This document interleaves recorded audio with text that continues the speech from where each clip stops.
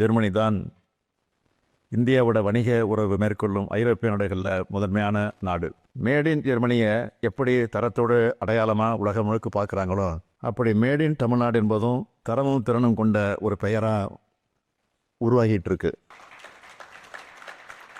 Bicycle முதல் battle tanks வர நாங்கள் தயாரிச்சிட்டு இருக்கோம். ஜெர்மனி மற்றும் தமிழ்நாட்டுக்கு இடையில் பொருளாதாரத்தில் நிறைய ஒற்றுமைகள் இருக்குது.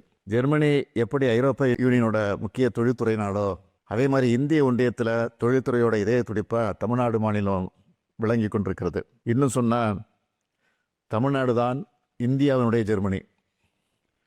முன்னணி உயர்கல்வி நிறுவனங்கள், முன்னணி ஆராய்ச்சி நிறுவனங்கள், கிட்டத்தட்ட 54 லட்சம் MSME நிறுவனங்கள், கிட்டத்தட்ட 11,000த்திற்கு மேற்பட்ட புத்தொழில் நிறுவனங்கள்ல இருக்கிற தமிழ்நாட்டுக்கும் ஜெர்மனிக்கும் இடையே உள்ள பொருளாதார உறவு மூலமாக இந்த நிலையை நம்ம இன்னும் பலப்படுத்திக்க முடியும்.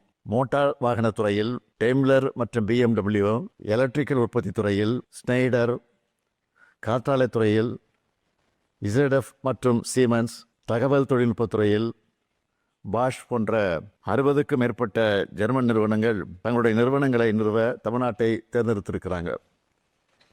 இந்த பொருளாதார உறவை மேலும் வலுப்படுத்தும் விதமாக நீங்கள் எல்லாரும் தமிழ்நாட்டில் முதலீடு செய்யணும்னு கேட்க வந்திருக்கிறேன். இதுக்கு முன்னாடி யுனைடெட் அரபு எமிரேட்ஸ், சிங்கப்பூர், அமெரிக்கா, ஸ்பெயின் உள்ளிட்ட நாடுகளுக்கு சென்று முதலீடுகளை ஈர்த்திருக்கிறேன். பல்வேறு முதலீட்டு மாநாடுகளையும் உள்நாட்டிலேயும் வெளிநாட்டிலையும் நடத்தி முதலீடுகளை ஈர்த்துட்டு இருக்கோம். கடந்த 2024ஆம் ஆண்டு நடைபெற்ற குளோபல் இன்வெஸ்டர்ஸ் மீட்டில் ஜெர்மனி பார்ட்னராக இணைந்து பணியாற்றியது குறிப்பிடத்தக்கது.